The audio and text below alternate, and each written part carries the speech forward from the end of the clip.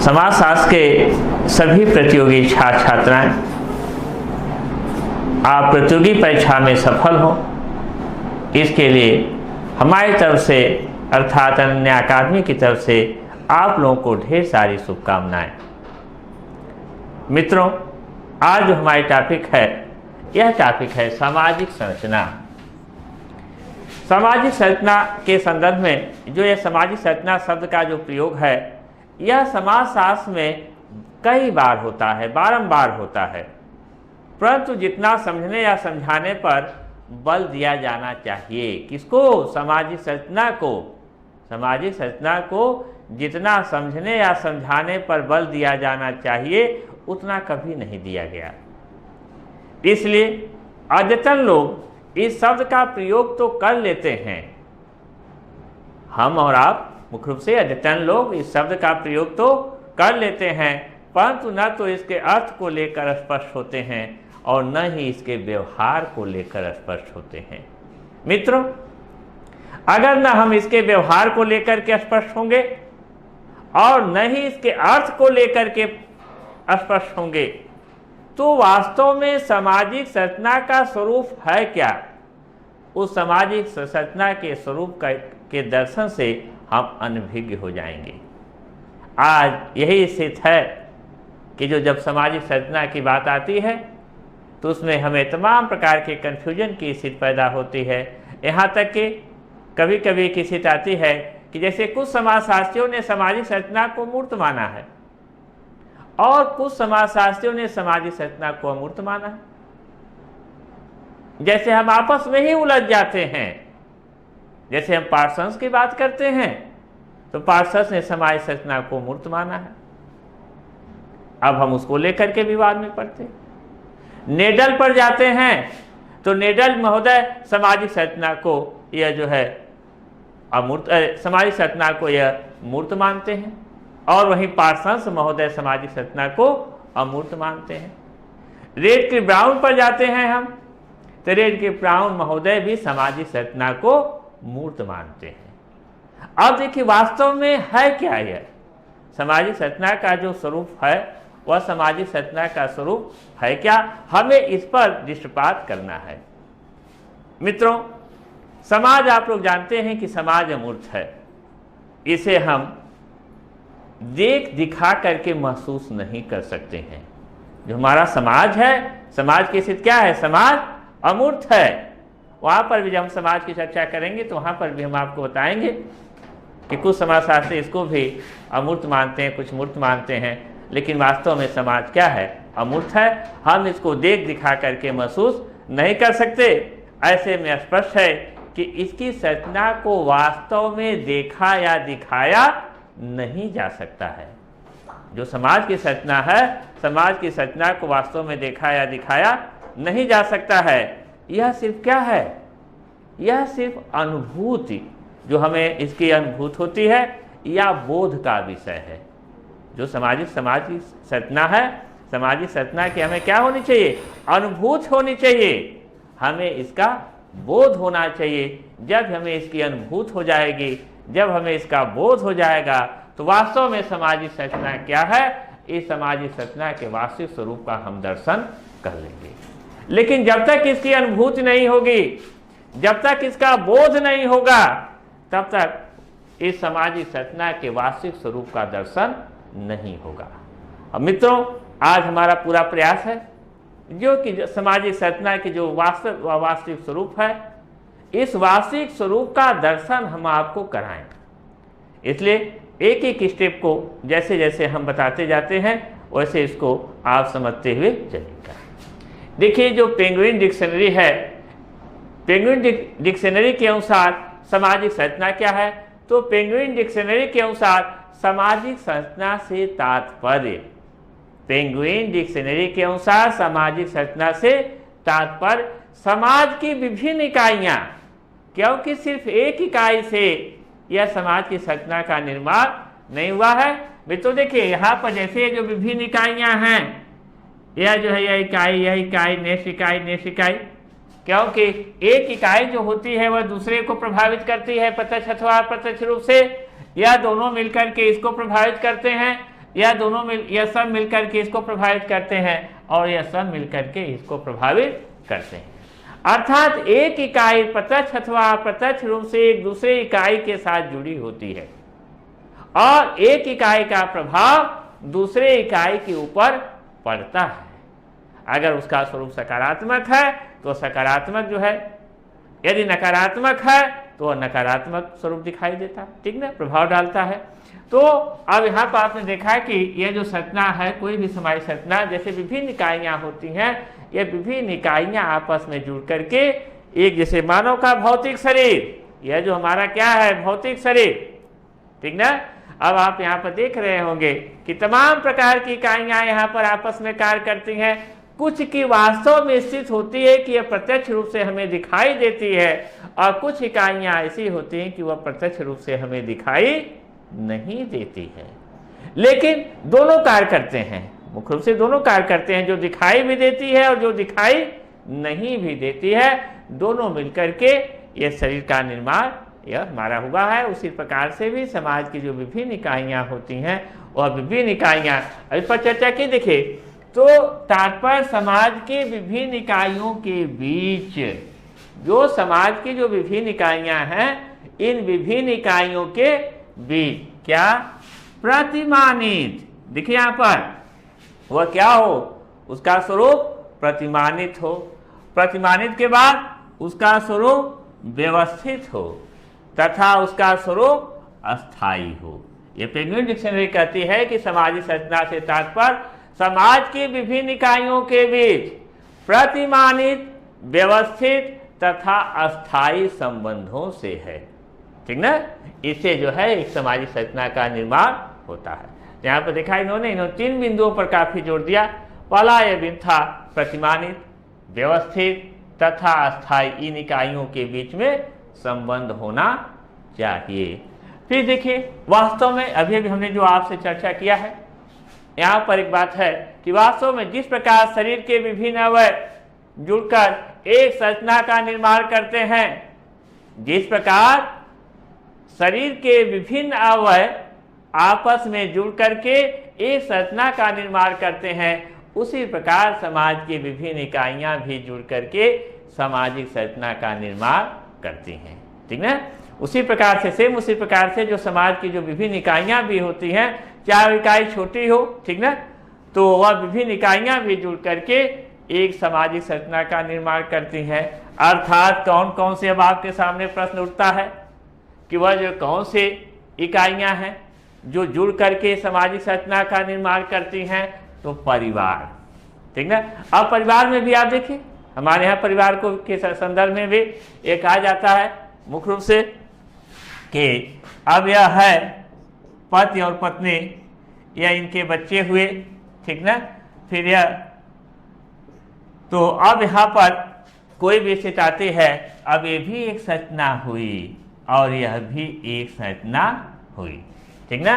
अब यहाँ पर यह ए है, देखिए ये कैसी संरचना का निर्माण कर रहा है। यहाँ पर जब आप इतने की चर्चा करते हो तो यह संरचना किस रूप में आपको दिखाई देती है, जन्म मूलक ए से, A according to A, according to A. तो यहाँ से जब आप चर्चा करते हो तो आपको यह जन्म मूलक परिवार के रूप में दिखाई देता है, ठीक ना। अब जब यहाँ से इसी ए से चर्चा आप करते हो तो यही ए जो है आपको प्रजनन मूलक परिवार के रूप में दिखाई देता है, ठीक ना। तो परिवार, तो एक समाज के निर्माण में कहा गया है कि परिवार की सामाजिक संरचना के निर्माण में एक परिवार की महत्वपूर्ण भूमिका होती है। परिवार की जो होती है वह महत्वपूर्ण भूमिका होती है। फिर उसके बाद हमारे यहाँ तमाम प्रकार की जो संस्थाएं हैं, ठीक ना, तो संस्थाएं भी सामाजिक संरचना के निर्माण में एक महत्वपूर्ण भूमिका का योगदान करती हैं। संघ, तमाम प्रकार के जो संघ हैं, इनका भी सामाजिक संरचना के निर्माण में एक महत्वपूर्ण भूमिका होती है। फिर प्रतिमानित संबंधों, ठीक ना, प्रत्येक समाज में जो एक दूसरे के साथ जो संबंध की स्थिति होती है, इसके भी कुछ मानक हैं कि व्यक्ति जो एक दूसरे के साथ किस प्रकार से संबंधों का निरूपण करता है। तो प्रतिमानित संबंधों, और यह जो प्रतिमानित संबंध जो होते हैं वह किस पर आधारित होते हैं, मूल्यों पर आधारित होते हैं। तो प्रतिमानी संबंधों प्लस मूल्यों प्लस परिस्थितियों से मिलकर के एक सामाजिक संरचना का निर्माण होता है। देखिए वास्तव में फिर से यहाँ को देखिए, पारिवारिक जो है ये जो सामाजिक संरचना के निर्माण में किसकी किसकी महत्वपूर्ण भूमिका होती है, यहाँ से भी प्रश्न पूछा जाता है, घुमा करके प्रश्न दे देगा। अगर आपका कंसेप्ट क्लियर रहेगा तो फिर प्रश्न के सामने के चाहे जैसे भी घुमा करके वो प्रश्न देगा, आप आसानी के साथ उस प्रश्न के उत्तर का प्रत्युत्तर दे ले जाएंगे। तो मित्रों अब देखिए, अभी भी है सामाजिक संरचना का निर्माण। सामाजिक संरचना के निर्माण में किसका किसका महत्वपूर्ण योगदान है? परिवार, संस्थाओं, संघों, प्रतिमानित संबंधों, मूल्यों प्लस परिस्थितियों से मिलकर के एक सामाजिक संरचना का निर्माण होता है। ठीक ना। अब आगे देखिए, इस प्रकार यह विभिन्न इकाइयां, यह जो सब क्या हैं, परिवार, संस्था, संघ, प्रतिमानित संबंध, मूल तथा परिस्थितियां, इस प्रकार यह विभिन्न इकाइयों, समूहों, संस्थाओं तथा सामाजिक संबंधों से निर्मित एक प्रतिमानित व्यवस्था है। फिर ध्यान देखिए, यह जो तमाम प्रकार के ऊपर की चीजें हमने चर्चा किया है, तो इस प्रकार यह विभिन्न इकाइयों, समूहों, संस्थाओं तथा सामाजिक संबंधों से निर्मित एक प्रतिमानित व्यवस्था है। फिर इसके बाद भी मित्र, वास्तव में कहा जाता है, कभी कभी किसी आती है कि क्या एक स्थिर पदार्थ है। अब प्रश्न उठता है यहां पर, ध्यान को देखिए, या जो भी इसका जो एक स्वरूप है, इसका स्वरूप क्या है, यह एक स्थिर पदार्थ है।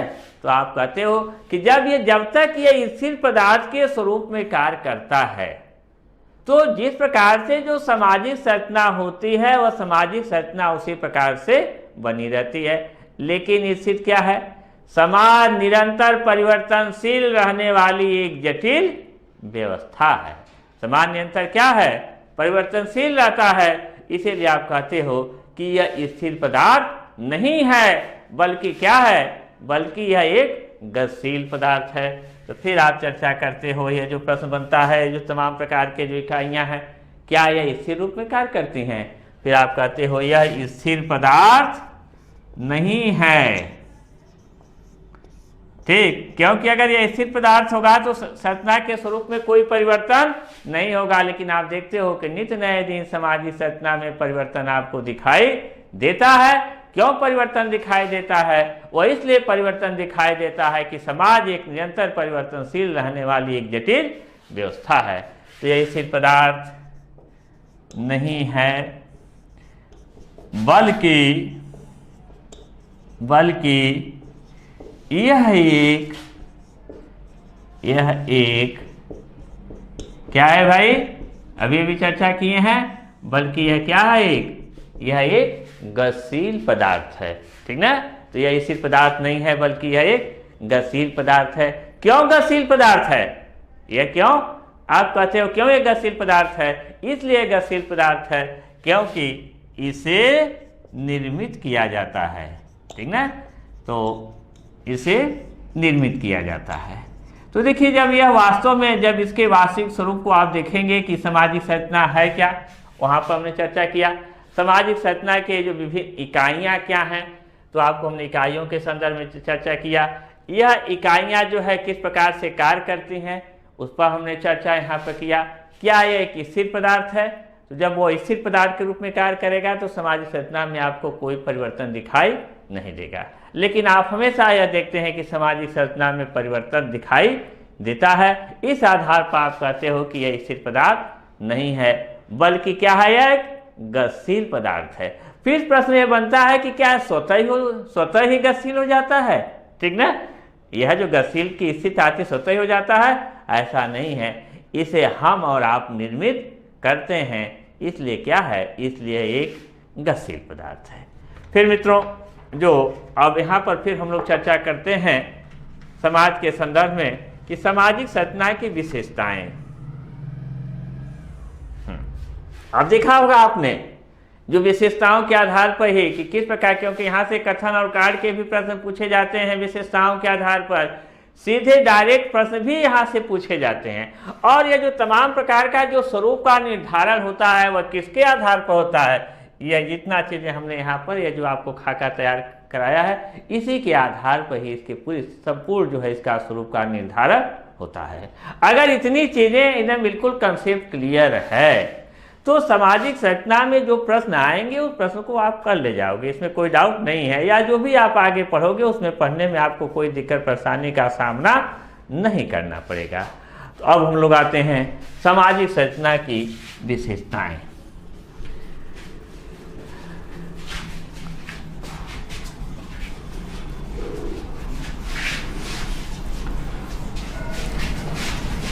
चलिए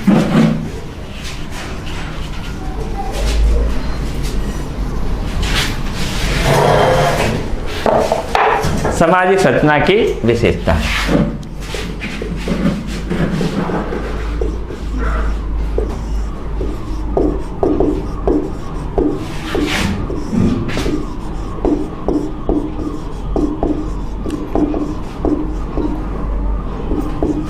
अब देखिए, अभी हमने आप लोगों जो है जो सामाजिक संरचना क्या है वो सामाजिक संरचना के संदर्भ में हम लोगों ने देखा। तो अभी आप लोगों ने देखा कि प्रत्येक समाज का निर्माण कई इकाइयों से होता है, क्योंकि अभी हमने परिवार के संदर्भ में बताया, संघ के संदर्भ में बताया, प्रतिमानी संबंधों के संबंध में बताया, समूहों के संबंध में बताया। अर्थात आप जो है निसंदेह कह सकते हो कि प्रत्येक समाज का निर्माण कई इकाइयों से होता है।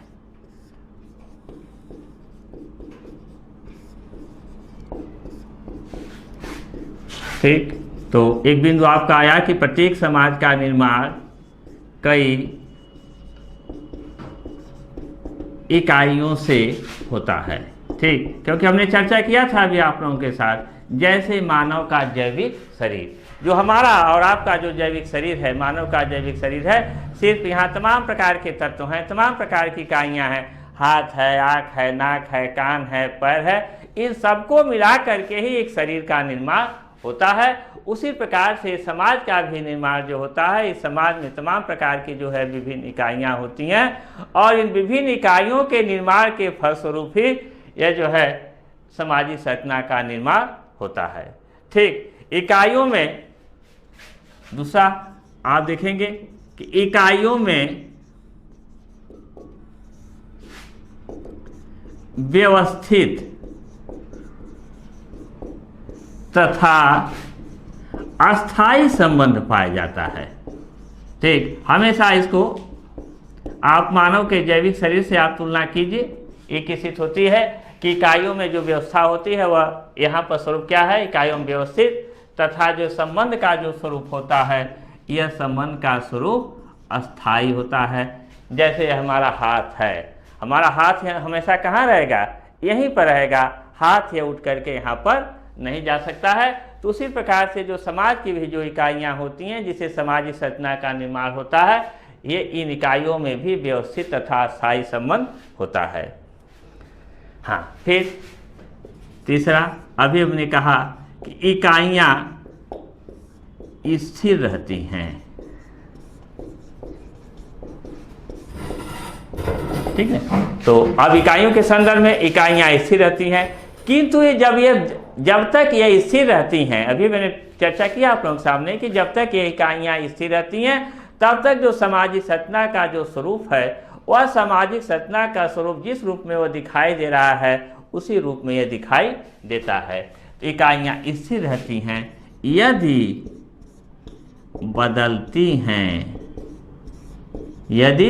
बदलती हैं तो संरचना के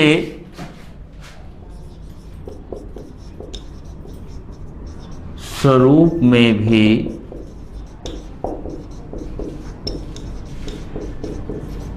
परिवर्तन होता है।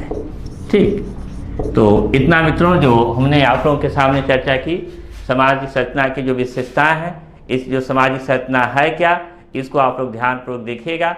फिर उसके बाद नेक्स्ट वीडियो में हम लोग समाजशास्त्र से जो परिभाषा दिए हैं उन परिभाषाओं पर चर्चा करेंगे। धन्यवाद।